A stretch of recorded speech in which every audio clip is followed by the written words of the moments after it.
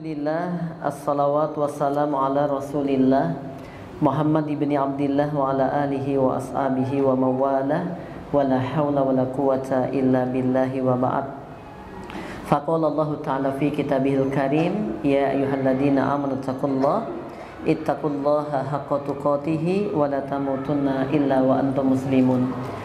Wa qala nabiyyuna al-karim sallallahu alaihi wasallam, khairukum man ta'allamal Qur'an wa 'allamah. Teman-teman yang insyaallah dimuliakan oleh Allah Ta'ala yang tergabung di kajian parenting yang diprakarsai oleh teman-teman Al-Firdaus, TK-nya ya? SD? Oh, SD Al-Firdaus. Semoga senantiasa diberikan keberkahan oleh Allah Ta'ala. Sehat semuanya, ibu-ibu? Hari ini udah marah?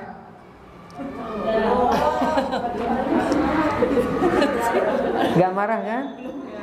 Masa udah yakin besok mau kajian parenting judulnya menjaga lisan, isoknya wis nusu-nusu. Ya Allah ya. Jadi harusnya itu ada pengaruh ketika baca. Oh besok kajiannya apa sih temanya? Oh menjaga lisan dalam pendidikan. Tak latih-latih dikit-dikit supaya nanti enak gitu ya. Oke teman-teman, ternyata kan kalau kita perhatikan yang paling berperan kita dalam urusan mendidik anak ini kan lisan kita. Ya kan? Yang paling banyak itu lisan kita. Apa-apa mesti lisan yang bergerak. Mau minta anak mandi pakai apa? Lisan. Pernah nggak jenengan minta anak mandi mencoba untuk mengunci lisan, tiba-tiba dibopong tanpa ada suara? Pernah nggak gitu? Nggak bisa kan, mesti tetap ada. Walaupun anak itu belum berbicara pun, kita mesti pakai apa? Lisan. Ayo nak, ayo mandi. Padahal dia belum bisa ngomong, tapi kita sudah ngajak dia untuk berbicara, ngajak dia untuk berbincang. Kadang-kadang orang ngomong itu kan kayak ngomong dewe, ya kan? Gitu. Udah makan apa belum deh? Udah. Lalu dijawab-jawab sendiri. Artinya bahwa peranan lisan ini sangat penting banget dalam urusan pendidikan. Ya, dalam urusan pendidikan lisan ini sangat penting. Maka ada, mohon maaf, sebagian ibu-ibu itu ada yang cerewet banget. Sebagian ibu-ibu ada yang cerewet banget itu.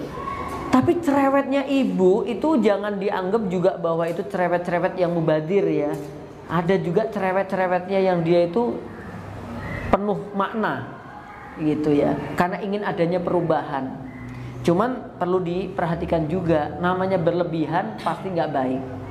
Nah, sebelum kita nanti membahas ada 5 poin yang harus dihindari dan 5 poin yang harus dilakukan saat menggunakan lisan, perlu saya sampaikan beberapa hal dulu terkait dengan lisan.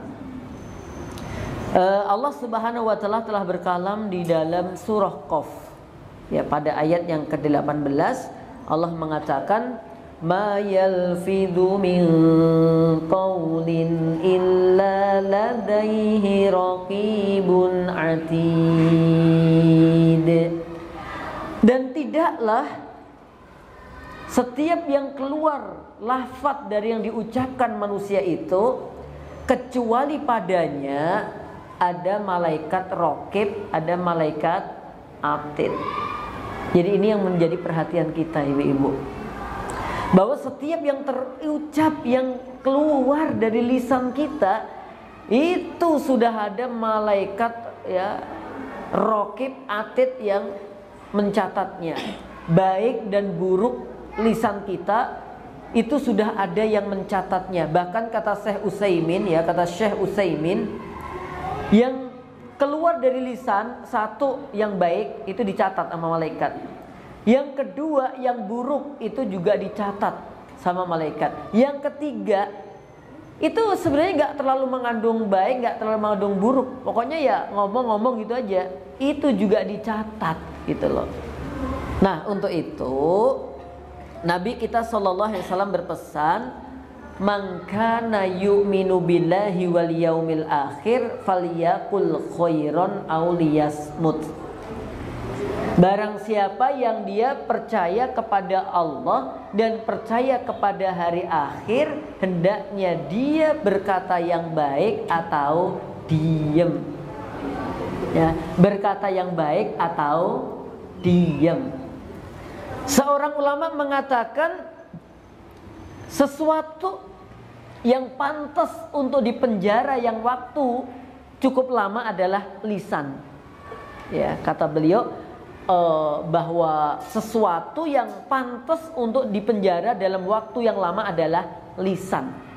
Ya, jadi artinya bahwa kita mau bicara itu harus pakai mikir jamaah. Nek basa ngawinnya ojo angger jeplak. Tahu nggak jeplak jamaah? Pokoknya sak jepnya gitu loh. Ya. Ini hati-hati lisan, apalagi nanti posisi jenengan tuh sebagai orang tua, sebagai guru madrasah untuk anak-anaknya. Hati-hati, ucapan-ucapan jenengan tuh bakal ditiru. Saya kalau manggil istri itu kan Dek ya, Dek Fitri kan gitu. Tapi ternyata saya salah. Ketika manggil di situ ada anak-anak saya yang usianya di bawah 5 tahun, ngerti begitu, akhirnya dia manggil uminya melu Dek gitu. Jadi Dek Fitri gitu. Lah ternyata saya harus ngatur. Ketika itu tuh bermanjaria, ya berarti pas tidak ada anak-anak itu Dek Fitri, nggak apa-apa. Tapi kalau ada anak-anak, kita manggilnya dengan nama Bunda kah, Ummi kah. Bukan menyerupakan istri dengan ibu, tapi dalam rangka untuk membahasakan anak supaya manggilnya sesuai. Itu. Kalau enggak ya salah kayak gitu. Kadang-kadang anak saya ngejek-ngejek gimana gitu manggil saya itu Kak Nuris gitu. Oh, gitu. Karena mungkin dia ngerekam bagaimana uminya ketika ngerayu-ngerayu suaminya untuk mendapatkan uang kan gitu. Kak gitu. Oke, jamaah yang berbahagia yang insya Allah dimuliakan oleh Allah Subhanahu wa Ta'ala. Bahkan ya ada riwayat Imam Ahmad itu ketika sakit ya, Imam Ahmad waktu sakit dikunjungi oleh beberapa tabi'in. Kemudian Imam Ahmad pada kondisi itu agak mengeluh, ya agak merintih sakit gitu. Kemudian didatangi oleh sahabat tabiin bahwa setiap rintihan-rintihan seseorang itu bakal dicatat loh di sisi Allah. Akhirnya dia langsung berhenti dari merintihnya. Ya, dan rintihan itu ternyata bisa diganti dengan zikir. Podo-podo nyebut, podo-podo bersuara, tetapi nilainya beda. Jadi kan aduh panas, nggak ada nilainya kan? Ya, apalagi dia merasa bahwa takdir Allah nggak tepat, gitu. Lebih parah lagi, maka coba diganti. Astagfirullah, ya Allah. Sama mengeluarkan nafas, sama mengeluarkan suara, sama menggerakkan lisan, tapi nilainya berbeda. Mbah kita dulu nek sakit nyebutnya apa? Yung. Saya tanya, si Mbok, kok nek gerah nyebut Yung itu apa sih? Gitu loh, biung gitu. Nggak tahu yang dimaksud biung itu, biung dalam arti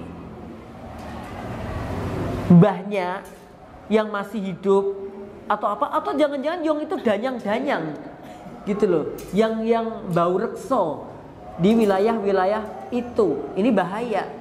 Kenapa nggak diganti saja dengan Allah, ya Allah, astagfirullah. Ini lisan teman-teman. Oke. Jamaah yang berbahagia yang insya Allah dimuliakan oleh Allah Ta'ala. Masih kaidah-kaidah dulu. Nabi bersabda, min husni islamil mar'i tarkuhu ma la ya'nihi. Di antara dari tanda kebaikan seseorang itu, dia meninggalkan perkara yang gak bermanfaat untuknya. Nah, kita akan lihat nanti dalam bab parenting. Terus apa yang harus kita lakukan dan apa yang harus kita tinggalkan dalam mendidik anak dalam rumah tangga ini? Saya akan membahas yang dilarang dulu, 5. Supaya nanti yang diinget-inget yang terakhir yang perlu dilakukannya. Ya. Yang pertama, yang hendaknya kita hindari dari lisan kita saat mendidik adalah hindari mencela anak. Tuh ibu-ibu, jangan gampang-gampang mencela anak. Kadang-kadang ibu-ibu itu agak egois. Kalau dapat piala langsung anak ibu.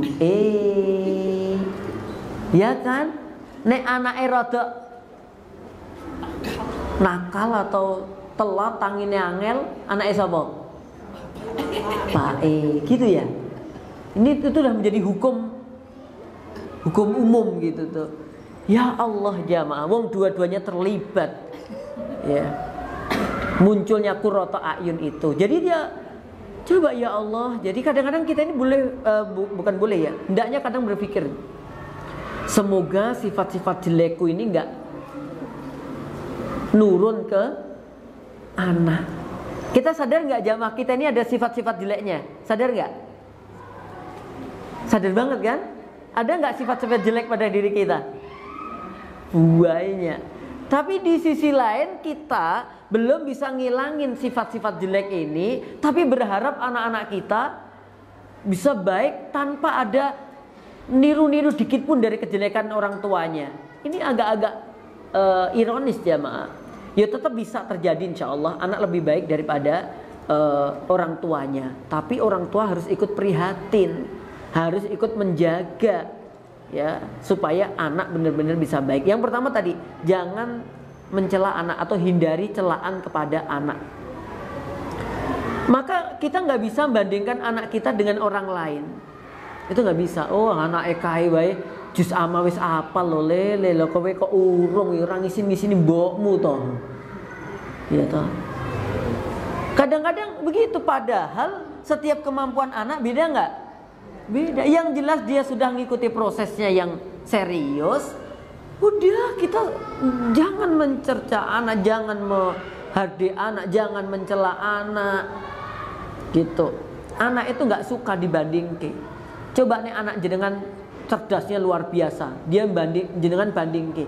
Boyo kaya anake kae lho wis apal juz 30 sama 29. Lah kowe ki yo piye wong padha-padha sekolahe, padha-padha dibayar kok hafale juz 30 ae ra lancar. Coba nih anake jenengan bales. Ya coba ibu kayak ibuke kae. Oh ibuke kae wis hafil Quran kok. Lah ibu ning omah nyanyi-nyanyi terus. Tuh, kalau anak kita coba membandingkan terus piye jan? Makanya sama, perasaan anak itu tidak harus, jangan sampai dibanding-bandingkan. Ya kemampuannya berbeda. Walaupun kita pengen, oh masya Allah kayak mas coba dia kejar itu, silahkan aja. Tapi jangan pakai nada-nada yang kamu membandingkan dengan merendahkan anak kita sendiri. Oh wae ora iso koyo kae ngisi-ngisi ini sesuk mah aku nganter konter ke pakmu wae. Gitu. Besok-besok ada kabar putra ibu dapat juara 1, Pak yang ngambil rapot saya aja gitu. Ya Allah, ketika rankingnya aduh Pak, kowe wae lah Pak. Ini memang anak buat apa ya? Pandangan teman-teman jangan-jangan ya. Ini menurut saya tidak benar.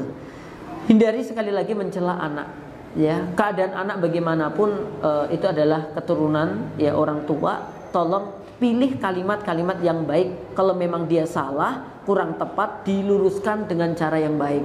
Maka tidak diajarkan maaf mau nganggo tangan elek, ganti tangan apik. Seolah-olah tangan kiri tangan elek. Kalau tangan elek ngapa dibawa? Gua wae jamaah. Ya, itu tangan apik semuanya. Gitu loh. Ya bilang aja, "Nak, kalau maem pakai tangan kanan, jangan pakai tangan kiri." Udah jelas. Nggak usah pakai tangan apik, tangan elek, semuanya apik kok jamaah. Punya fungsinya masing-masing. Ada budaya kadang-kadang kalau ketemu temennya anaknya dijatuh-jatuhkan, anakku bikin nakal loh gitu. Ini kalau saya ngalami dulu waktu diajak jagong jamaah. Jagong atau pas diajak ketemu orang tua gitu, bodoh-bodoh nggawa anak, oh anakku iki elek kok ngono. Anakku iki nakal kok. Kadang-kadang digitu-gituin dalam rangka untuk apa? Merendah gitu loh. Ya toh? Merendah, tapi itu kebablasan. Aneh, aku diomong elek, aku diomong nakal, ya Allah. Gitu. Jangan mengatakan kalimat-kalimat seperti itu. Ingat, bisa saja ucapan-ucapan orang tua itu adalah doa untuk anak-anaknya. Perhatikan kalimat itu. Jangan sampai, makanya kalau mau bicara, mau ngomong itu perhatikan baik-baik. Bisa saja ucapan jenengan itu doa, gitu loh. Itu yang pertama. Yang kedua, orang tua menjaga lisan dengan apa? Jangan berdusta. Jangan ngapusi ke anak-anak. Banyak anak-anak menjadi korban janji-janji orang tua. Ya enggak? Iya, paham saya. Bukan pengalaman, tapi penelitian. Banyak oleh wong tua iki nek pengen anaknya apa dijanjikan setinggi langit. Ketika sudah melakukan apa yang dimaui orang tua, di situ lali, ngelali, melupakan dan seterusnya. Ya. Biasanya ada anak kan kadang ngambek ya mau berangkat sekolah ya, gitu. Ngambek gitu toh. Ayo berangkat. Ya, biasanya orang tua janjikan kalau nggak makanan mainan, gitu. Biasanya kalau tidak menjanjikan makanan mainan, kalau mainan juga HP. Nanti pulang sekolah tak pinjemi HP, nah, gitu kadang-kadang. Kalau nggak gitu, nanti pulang sekolah kita beli es krim. Ya. Dia pengen supaya anak itu berangkat sekolah. Awalnya ngambek, awalnya males, dan akhirnya bener. Ya yaudah, tapi nanti janji ya Mi ya. Janji ya Bun ya, nanti pinjam HP sama beli es krim ya. Iya ya. Gitu. Akhirnya berangkat diantar sekolah. Itu sekolah pikirannya apa? Es krim dan HP itu. Dang mulih gitu.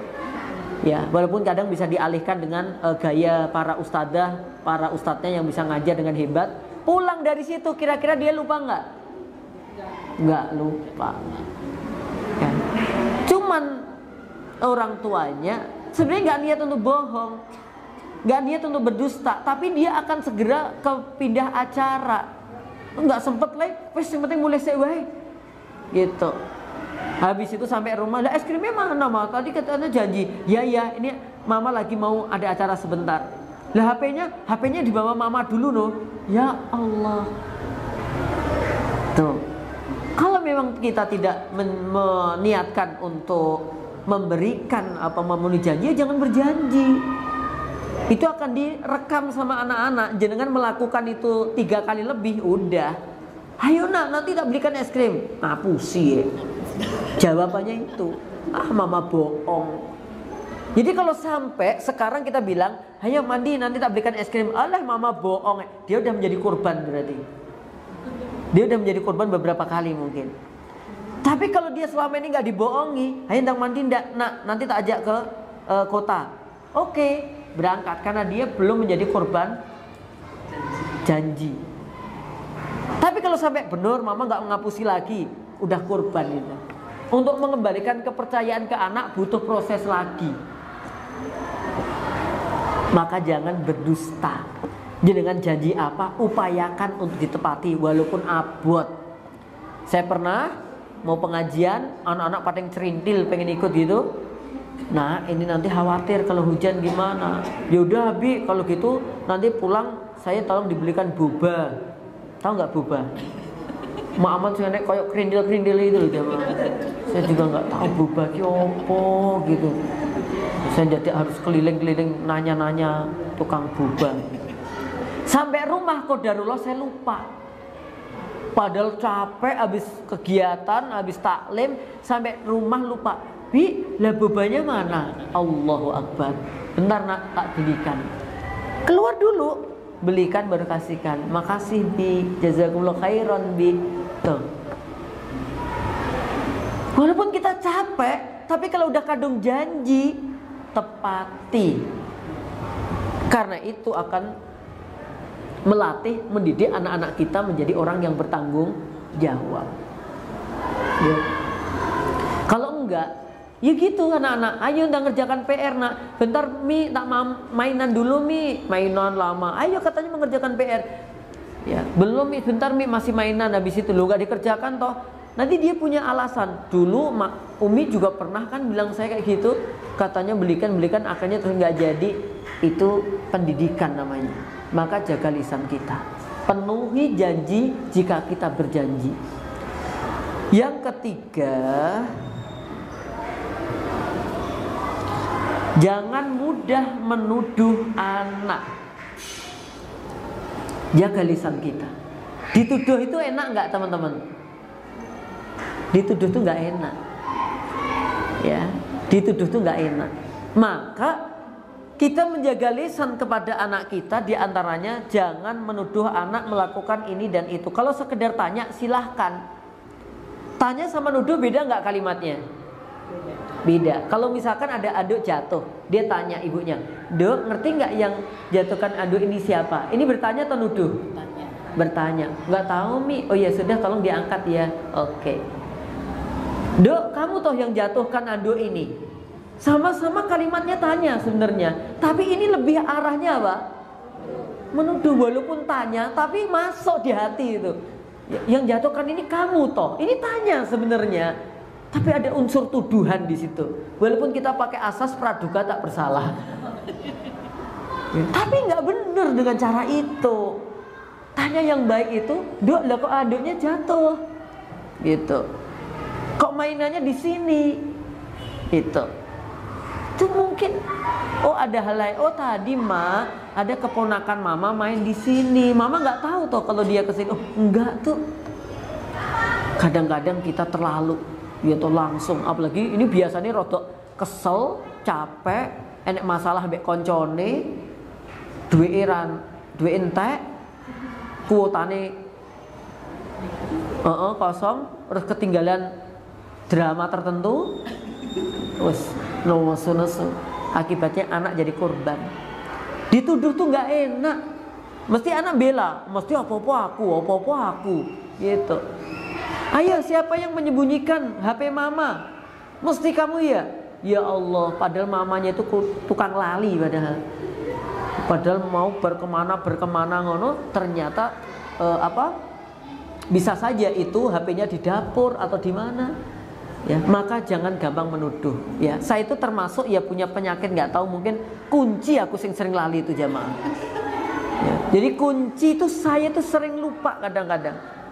Makanya saya sadar kalau ini kesalahan saya. Wis tak kasih gantungan khusus, gantungan kunci gitu. Tapi kadang kalau pas lupa, pas capek, itu ngelepas jaket, itu kadang-kadang masih nyantol di jaket. Waktu narik ternyata di situ atau kemana. Tapi saya pertanyaan kepada keluarga, "Ayo, siapa yang bisa menemukan kunci motornya Abi, tak kasih hadiah." Gitu. Bukan pertanyaannya, "Sopo iki sing sabotase? Sembunyikan kunci Abi biar Abi nggak berangkat kerja toh." Nggak gitu. Ya. Tapi pertanyaannya atau kalimatnya adalah, "Ayo tolong Abi dibantu untuk mendapatkan kunci. Abi lupa." Walaupun nanti jawabannya apa? Abi mesti gitu. Lupa gitu.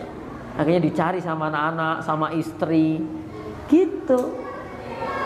Hindarkan kalimat menuduh. Jaga lisan kita, jangan gampang menuduh. Ya, ini konteksnya kita di sini di dalam keluarga, termasuk ke suami. Ya, jangan nuduh macam-macam.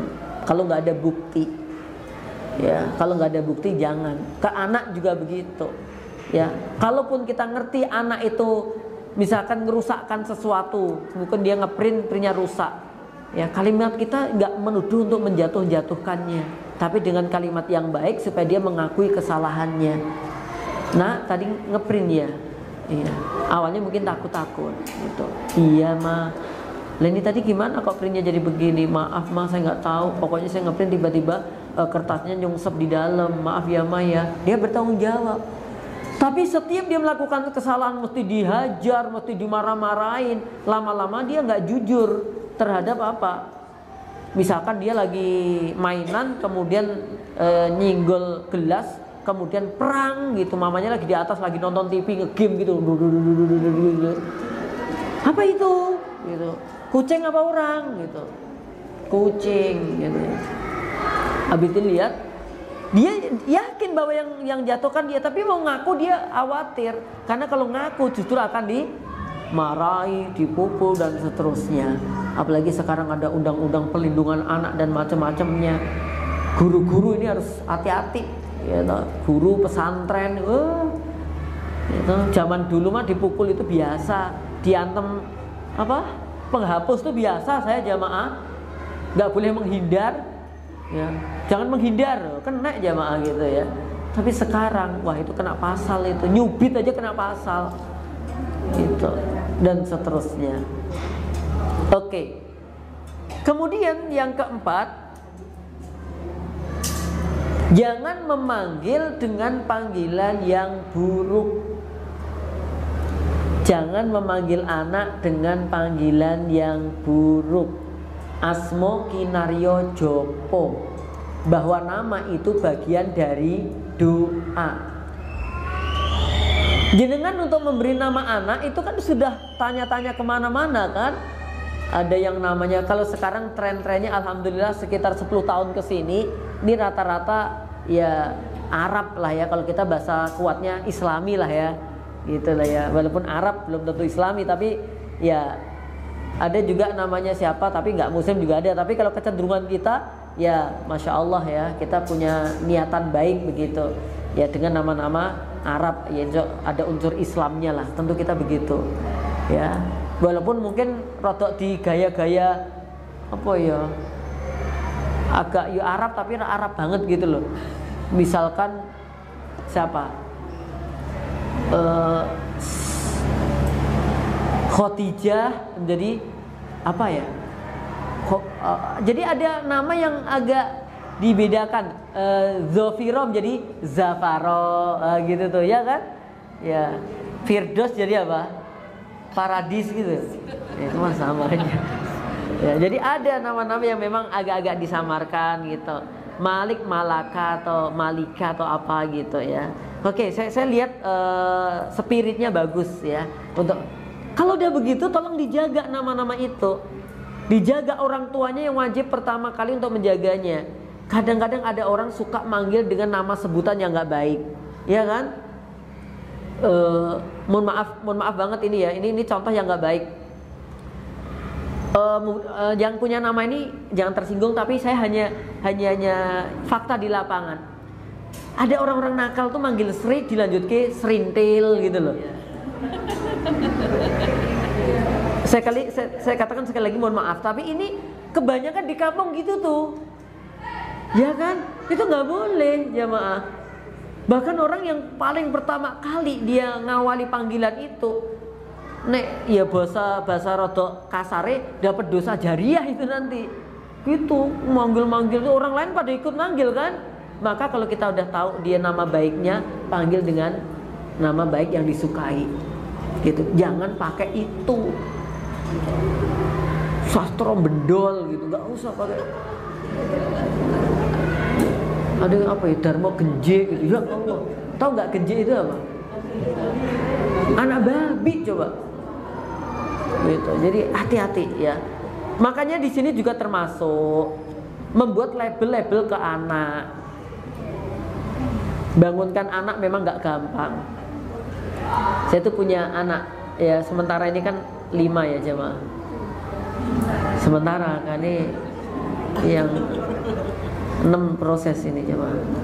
Ya mudah-mudahan lancar. Oke. Ada yang karakternya unik gitu ya. Yang satu ini laki ya. Kalau laki memang karena yang 4 ini perempuan, yang laki memang laki ini kelihatan banget rasa apa ya? Rasa apa ya? Maksudnya tuh kayak raja gitu loh. Terasa banget karena adiknya 4 perempuan semua. Ya dia kemudian anak pertama, merasa jadi tolong diambilkan, gayanya itu gitu. Tolong ambilkan sepatu, gayanya dia agak-agak gitu. Tapi setelah mondok berubah, dia sayang kepada anak adik-adiknya, dia memperhatikan gitu. Anak nomor 2 juga begitu, tapi dia lebih enak gitu ya, cara mendidiknya lebih mudah, bangunnya lebih enak gitu. Yang nomor 4 itu unik banget ya. Ya nomor 3 dulu ya. Nomor 3 ini lebih suka jadi apa gitu, aku mah jadi wanita terkaya gitu. Jadi nanti kalau naik mobil dibukaan sama orang gitu. Model-modelnya gitu yang nomor 3 ini agak, jadi kalau pakai itu kertep-kertep gitu loh. Modelnya dia itu ada nggak tahu itu karakter bawaannya dia gitu loh ya. Kemudian yang 4 ini lebih sukanya dia jadi ustadzah gitu. Dia ustadzah tapi bangunnya angel gitu. Jadi unik dia itu. Jadi yang lainnya udah pada bangun, adiknya yang 5-nya itu udah mandi, ini masih bangun. Udah jam sekian nak. Oh. Ya, jadi unik-unik gitu. Ya udah, kita nggak perlu harus dipaksakan kudu podo kabeh gitu, nggak harus. Yang jelas dia nanti dilatih, dididik, terus diarahkan kecenderungannya apa. Oh ini kecenderungannya menjadi apa gitu. Yang kedua jadi apa. Nggak apa-apa, diarahkan aja gitu loh. Kalaupun dia rodok males bangunnya gitu, cara manggilnya bukan hei pemalas gendang tangi, pitik wis tangi, werung tangi. Itu bukan membuat dia semangat tambah, oh aku pitik toh mbak, tambah turun lagi. Jadi kalimat-kalimat itu penting gitu loh jamaah. Ya walaupun dia mandinya rodok angel, jangan bilang apa ya, kemproh apa ya, males gitu. Enggak, hindarkan kalimat-kalimat itu. Itu nanti kalau sudah mendarah daging pada anak, dia bilang, wah aku kan pemalas, ngapain aku harus cepet-cepet gitu, mau aku pemalas kok gitu. Padahal yang kita maksud kan dia disebut pemalas supaya dia tidak malas kan gitu sebenarnya. Tapi dia nggak menerima itu teman-teman. Maka hati-hati dalam memilih kata, jaga lisan itu loh. Karena bagian-bagian dari ucapan-ucapan orang tua adalah doa-doa kebaikan. Maka paling minimal banget saya katakan, ya kalaupun neng ati ini jani rodo anyel, tapi silahkan diubah. Pokoknya lisan itu keluarnya baik. So nggak jamaah? Jadi di sini anyel, tapi sampai di dada rodo atas diproses, keluarnya baik. Anakku mujahid, hafid Quran, jadi rotok piye gitu jamaah, tapi harus keluarnya yang baik. Pokok dilatih gimana keluarnya baik. Jangan sampai keperucut kalimat yang jelek. Nah, yang kelima, kita nggak bisa ngandalkan diri kita jamaah. Maka kaitannya dengan doa, maka di sini jangan pernah sekalipun mendoakan keburukan anak. Bahkan hati-hati kalimat begini, nek tiba lo, kadang-kadang gitu tuh, tambah tiba akhirnya. Karena yang masuk itu tibonya gitu loh ya. Kenapa nggak hati-hatinya gitu? Hati-hati nak, hati-hati ya gitu loh. Ayo pegangan yo nak yo, ayo pegangan yo nak yo. Kan lebih menguatkan dia untuk hati-hati dan berpegang. Engko tiba engko jelungup. Glundung tenan ya wong itu kayak dikongkon kok. Kepleset. Kenapa kita milih kalimat yang itu? Hati-hati nak, walaupun boleh kalimat jangan keplesetnya boleh aja sih, tapi yang didominasi mbok yo kalimat-kalimat positifnya. Pegangan nak, hati-hati nak, jalannya pelan-pelan nak, gitu. Walaupun tetap boleh aja hati-hati nak, hati-hati supaya nggak kepleset silahkan. Tapi kalau yang jenengan dengungkan, jaduk toh, wandani ngeyel loh. Bar kejaduk diseneni pisan. Ya Allah. Udah jatuh ketimpa. Kan banyak lo ngesakil saya tuh. Pernah ada bocah itu kan lagi pipis. Dia maaf dia ngompol di masjid gitu. Lah bapaknya kan campur ya pikiran antara malu terus apa gitu. Terus anaknya dikandani, naik ke masjid itu jangan pipis, itu dimarahi gitu untuk menunjukkan bahwa dia mendidik anaknya. Saya nggak tahu juga. Habis itu terus bapaknya ini mencuci celananya dicopot, ya kemudian dicuci di tempat wudu gitu. Habis itu digunakan untuk ngepel di tempat itu tadi. Kan dia bilang sama anaknya, wes neng kono wae aja ning ndi-ndi, pedine apa? Bukan, wedi kalau pipisnya tercecer najisnya, neng kono wae. Gitu lah bapaknya ngepel buanter nabrak sikil anaknya tiba dadak tiba barang. Ya Allah, piye ya aku nyawangi arep nulungi tambah kuku digetak pisan gitu. Banyak orang tua kayak gitu, anaknya tiba tambah diseneni. Pernah dapet gitu nggak? Anaknya keliru maem cabe tambah diseneni, wong cabe mbok maem. Ya Allah jamaah, ini Makanya perlu sekolah lagi ibu-ibu, bapak-bapak itu. Perlu sekolah lagi. Sekolahnya orang tua, yo ini diantaranya. Itu anak gitu loh ya. Jadi ada kadang-kadang salah ini dan itu ya sebuah kewajaran. Maka jangan sampai mendoakan kalimat-kalimat yang jelek untuk anak-anak. Ya, udah doakan aja yang baik-baik untuk anak-anak. Nanti di poin berikutnya insya Allah.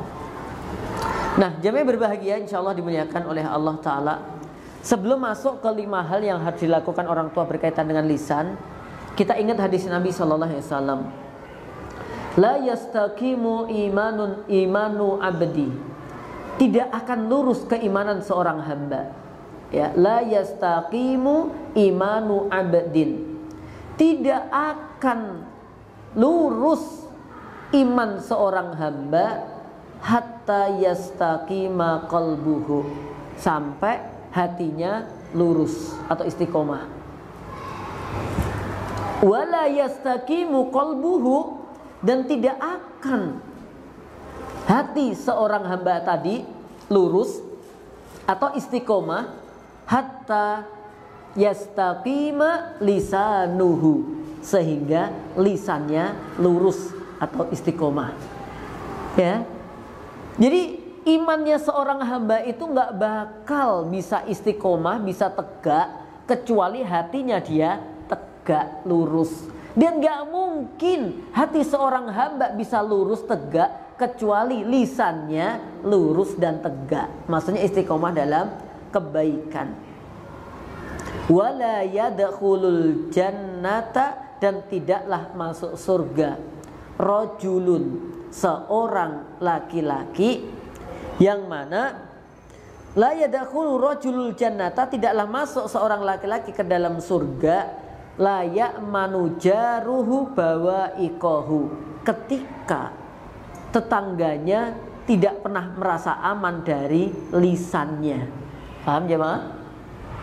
Ya.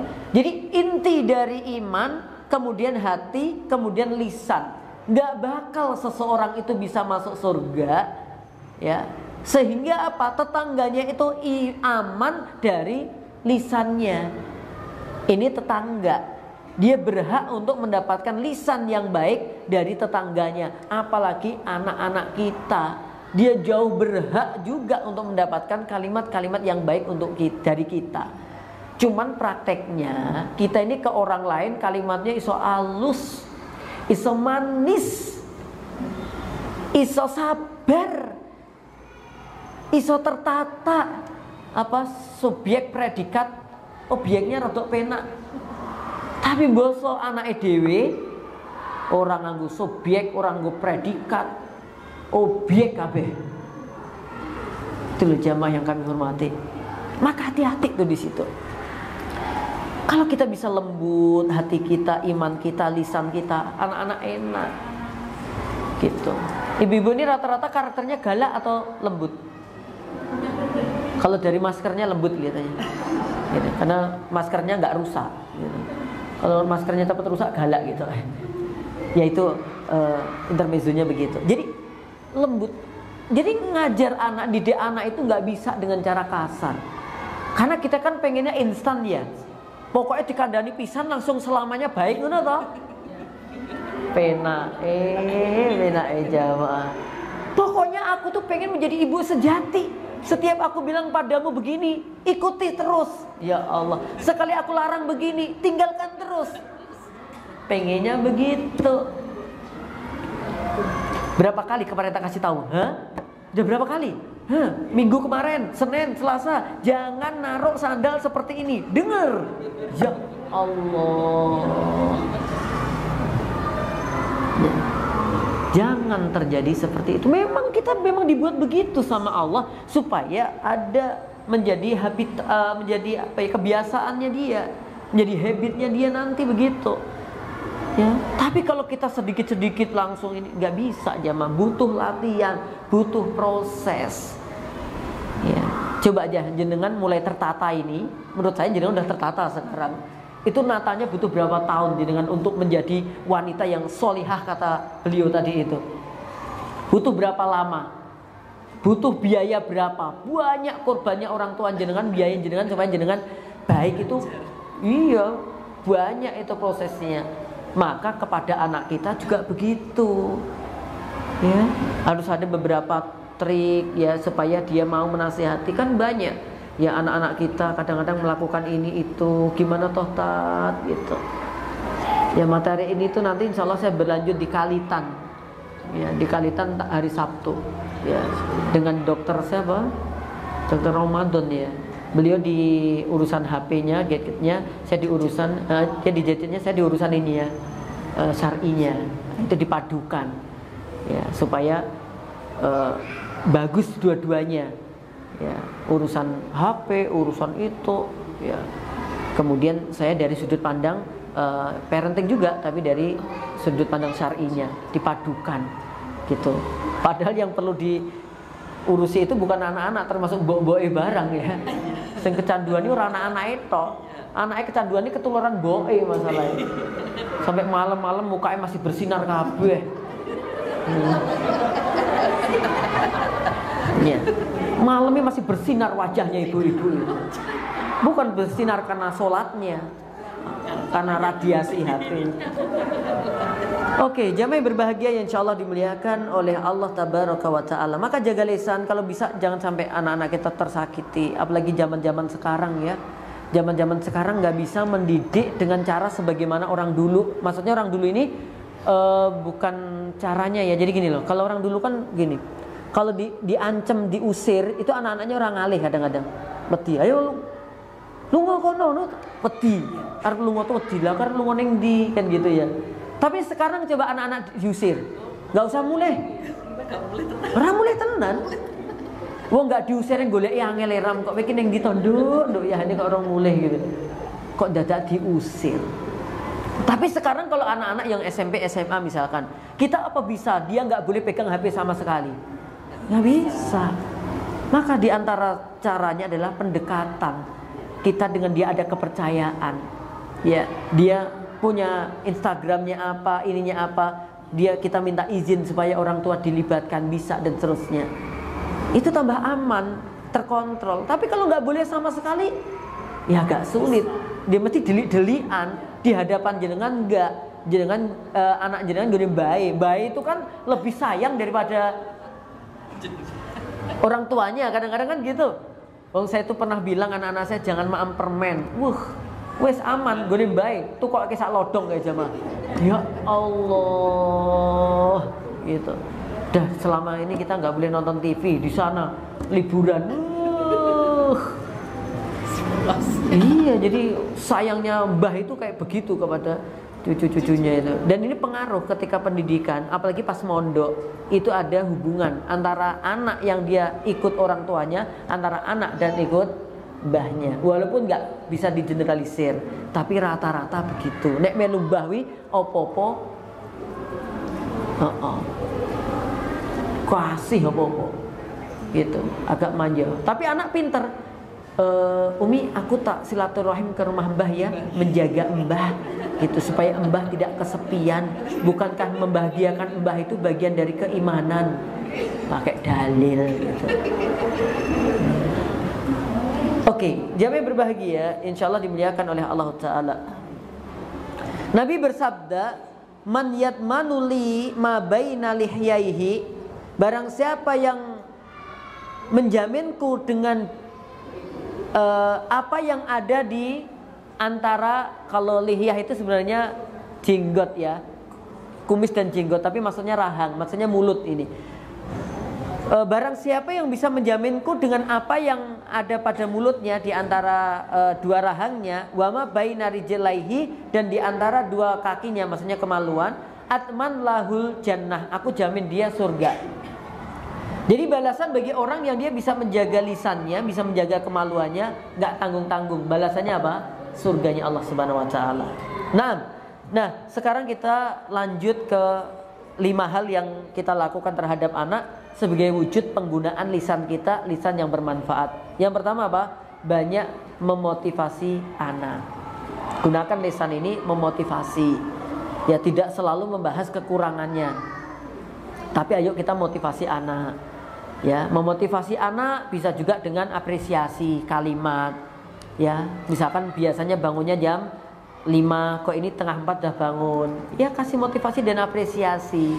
Alhamdulillah nak, alhamdulillah, wah hebat anak saya. Semoga diberkahi oleh Allah. Nah, gitu, jangan pelit-pelit. Ya nek males diungkit-ungkit, tapi nek apik nggak dikasih apa? Reward, sekalipun pujian. Apakah itu ngelatih nanti saat ke depan dia bakal haus pujian? Enggak, ini wajar nek menurut saya. Apresiasi kalimat itu namanya ya, kasih aja. Ya, saya tuh bagi sama anak-anak. Lantai depan ya, karena yang pertama udah mondok, lantai depan via anak nomor 2, yang dalam untuk bagian ini villa ya, kemudian yang sana milah itu yang bangunnya rada butuh kekuatan tadi itu gitu ya. Itu wes ini, kemudian yang satu belum. Jadi gitu ya, saya pulang ya dari pondok, Bi, alhamdulillah dah piket. Oh masya Allah ya, semoga diberikan keberkahan.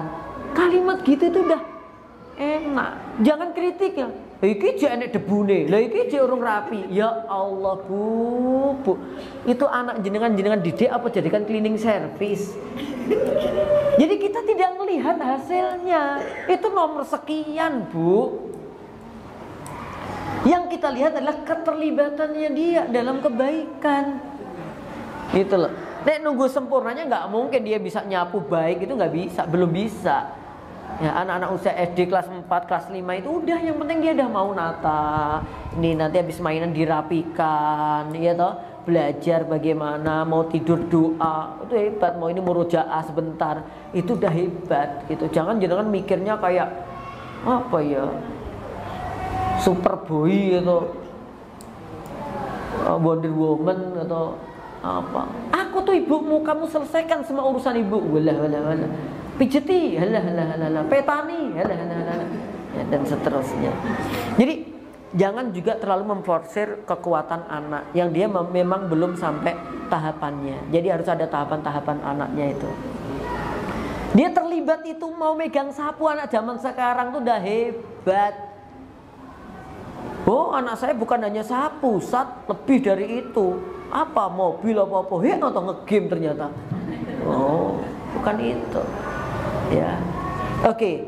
Jamaah yang insya Allah dimuliakan oleh Allah Ta'ala. Yang kedua, berbicara kepada anak dengan baik dan lembut.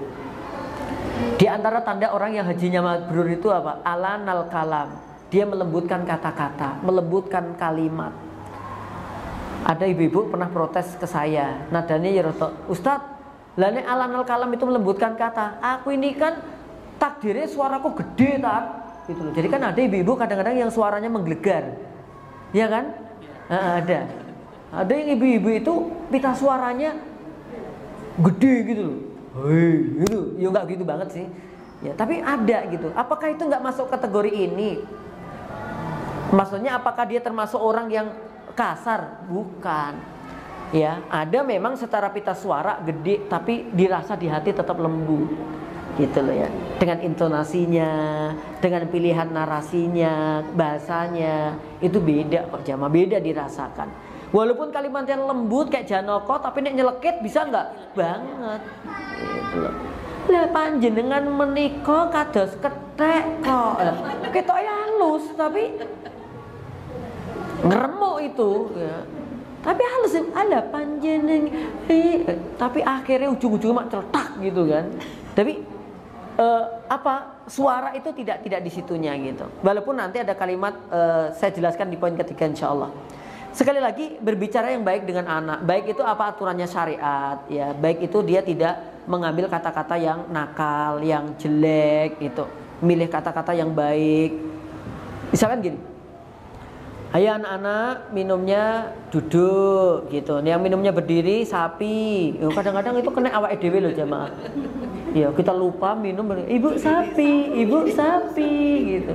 Kok bisa? Nah tadi ibu bilang kalau yang berdiri mimiknya sapi, gitu. Ya, lembut kepada anak-anak, terutama anak pas melakukan kesalahan.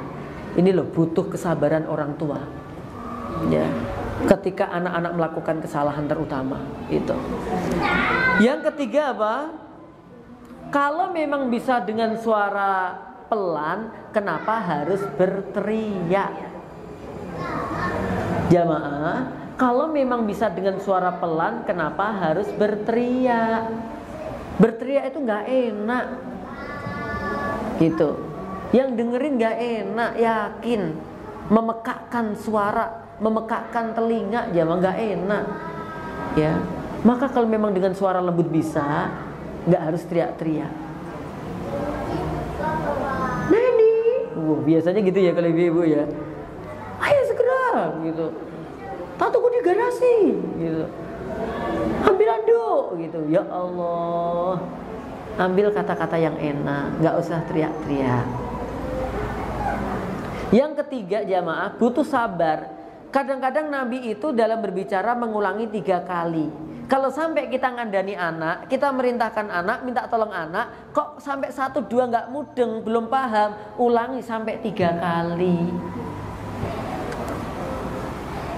Nah, tolong ambilkan anduk. Apa ma? Telinga atau kuping? Atau gajah atau?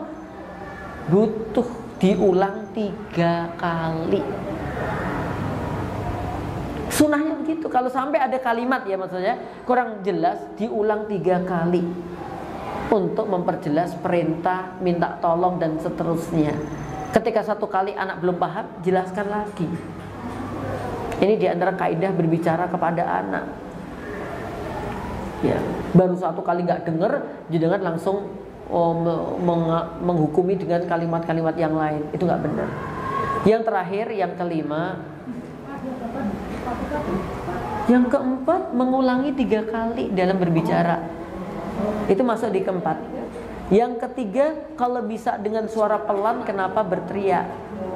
Yang kedua, berbicara yang baik atau lembut. Yang pertama, itu kan ngulangi kabeh ya. Karena disuruh ngulangi 3 kali gitu kan.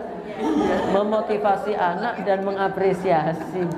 Cerdas dengan gitu. Nah aku kan ya podo wae anak totat gitu. Yang kelima jamaah, jangan pernah berhenti lisan ini untuk mendoakan anak. Nabi bersabda, jangan kalian mendoakan keburukan untuk keluarga kalian. Jangan kalian mendoakan keburukan untuk harta-harta kalian. Jangan kalian mendoakan keburukan untuk pembantu-pembantu kalian. Apalagi untuk anak-anak. Terus doakan, ya. Di malam hari kita ngelus-ngelus ubun-ubunnya, doakan. Ya Allah, semoga anakku menjadi hafid Quran ya Allah. Ya Allah, semoga anakku menjadi anak yang kelak akan memakaikan padaku mahkota kemuliaan ya Allah. Jubah kemuliaan ya Allah. Doakan terus dalam perjalanan panjenengan. Sing dielingi aja nakali terus. Sing dieling-elingi aja bandele. Itu hanya apa ya? Ya, menurut saya hal yang wajar lah namanya anak-anak kayak gitu tuh. Fokuskan pada tujuan. Bagaimanapun anak saya sekarang, insya Allah kelak dia akan menjadi syafi' yang kelak memberikan syafaat, yang kelak akan mendoakan. Makanya kalau ada pengorbanan untuk anak itu lakukan. Hujan-hujan harus antar anak sekolah. Malam-malam harus nunggoni anak ngerjakan PR. Ada aturan nggak boleh ngasih PR anak-anak ya? Ini bukan PR kok, ini latihan ya. Ya pinter-pinter milih kalimatnya aja lah. Karena kalau nggak ada PR, anak-anak tuh mikir nggak ada PR kok, gitu kan? Nggak ada tugas kok, gitu. Ya, nah. Maka berkorbanlah kita bersanding di samping anak. Anak murojaah, HP selehkan dulu, HP taruh dulu, ya. Kemudian anak ada cerdas cermat di mana antarkan, di tengah-tengah kesibukan jangan antarkan. Gitu. Pagi-pagi anak lupa, lupa apa? Disuruh bawa sepeda warna. Udah, walaupun yo rodok gitu ngopor ngomong diingi gitu loh.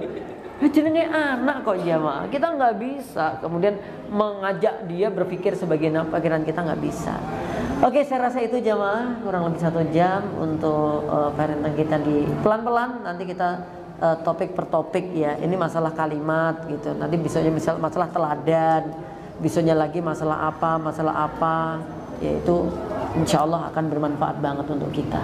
Dan kita memang butuh sekolah, ya sekolah yang baik bukan hanya mendidik anak-anaknya, tapi juga memberikan fasilitas untuk kedua orang tuanya. Itu penting banget. Ya. Karena ternyata orang tua itu mohon maaf ya, kadang-kadang juga ada yang nggak sabar loh pada anak-anaknya. Kadang-kadang loh ya, gitu. Gitu. Banyak. Saya mau ngomong itu kan nggak tega, gitu loh. Mau ngelatih anaknya baca, ya. Misalkan cahaya, piye wong cahaya diwaca piye. Sekolah, kadang-kadang gitu. Gurunya di sekolah tuh ya Allah jamaah. Ayo ya Allah. Nanti kadang-kadang anak era tahu diajari, ya, tambah fokus ke anak-anak jenengan itu. Maka kerjasama yang baik, jadikan mitra juang yang baik. Jangan saling menjelek-jelekan. Yang pihak sekolah, yo jangan menghukumi, itu wong tuane bermasalah gitu. Yo menyakitkan jamaah. Itu saya tempat mendamaikan antara pihak sekolah dan orang tua. Ya gara-gara keterucut kalimatnya wong tua itu guru, anaknya kan memang mohon maaf rodok butuh perhatian gitu kan. Mama papamu broken home toh gitu. Dua kalimat itu dilapor ke ibu. Walaupun dia nggak ngerti, Bu, broken home itu apa toh, Bu? Nah, emang kenapa? Aku tadi kan disuruh baca toh sama guru, terus dia bilang aku kan sulit katanya saya ditanya, "Bapak ibumu broken home toh?" gitu. Langsung. Padahal di broken home tenanan sebenarnya. Tambah broken banget kan? Broken home lagi, broken heart kan gitu. Langsung dilabrak, habis itu apa? Anaknya dicabut dari sekolah itu. Tapi kan menjadi penilaian buruk dan nggak pantas seorang pendidik mengatakan kalimat itu. Ya bagaimana keluarga latar belakangnya bagaimana, yang penting anak ini dididik dengan baik. Kalau bisa begitu. Jangan sampai mau hakimi dengan kalimat-kalimat yang begitu. Dia ngerti saya itu broken home, tak sekolah nih nggone jenengan ini supaya apik, kok tambah broken kayak kabeh. Gitu. Maka hati-hati kalimatnya. Oke, saya rasa